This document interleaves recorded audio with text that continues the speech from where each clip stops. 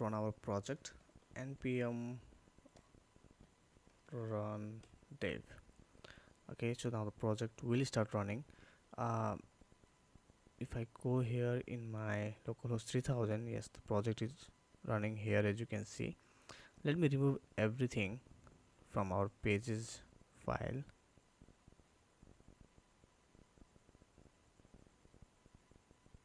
I'll just put it a little bit low, and I'm going to zoom it out a little bit more, like this, little bit less. Okay, so this much zoom is great. I will remove everything, and I'll just give a normal h1 tag, say hello.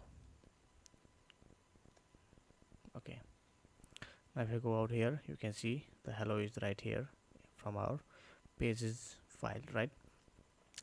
Now there are a couple of things that I have made change here, and the first thing is our global.css file, global.css file, sorry. And you can see here all of the CSS file is right here. And the second thing that I have changed in our project is the public directory, where we have this category which contain all the images that we are going to use, and all these images that we are going to use here. Okay, so you can use your own image, or you can use the image that I am using from the repository link that I will link in the description below.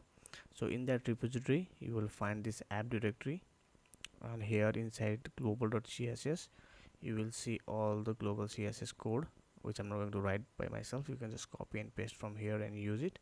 And the second thing you can find from this directory is these images that we have inside the public folder, so you can just copy and paste this public folder into your project, right? So after that we are getting started, and we will start creating our first page.